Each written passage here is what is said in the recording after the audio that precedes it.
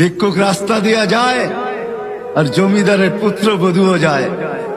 একজন সামনের থেকে আসতেছে, একজন সামনের দিকে যাইতেছে। দুইজনের ক্রসিং এর সময় ভিক্ষুকের গায়ের কাদা জমিদারের পুত্রবধূর গায়ে লেগে গেছে। সে দুনিয়া আন্ধার করে ফেলছে, স্বামীকে ডাইকা নিয়ে আসছে, বলছে ভিক্ষুক আমার কাপড় নষ্ট করে দিছে। সে শুধু ভিক্ষুক ছিল না, বৃদ্ধ ছিল। বৃদ্ধ ছিল না শুধু, জীর্ণ ছিল, শীর্ণ ছিল। শরীরে কাপড় ছিল না, ফাটা চিরা কাপড় ছিল। পায়ে জুতা ছিল না, পেটে ভাত ছিল না। জমিদারের পুত্র সইতে পারে নাই, যৌবনী শক্তি সয় তো সয় কি কইরা। তার স্ত্রীর গায়ে ভিক্ষুকের কাদা, বস সমগ্র শক্তিকে হাতে জমা করা, একত্র করা বৃদ্ধের গালে বসায়। বৃদ্ধ কিচ্ছু বলে নাই, শুধু উপরের দিকে তাকায় দুই তিনটা শব্দ উচ্চারণ করছেন।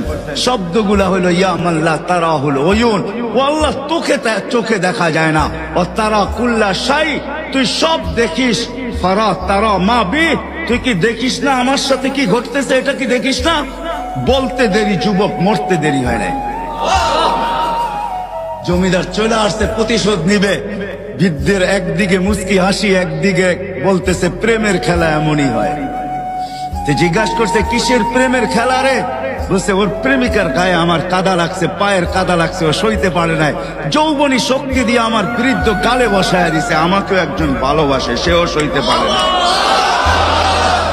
সেও সইতে পারে না। ও তো থাপ্পড় দিয়া ক্ষান্ত, সে জান নিয়ে নিছে, জান।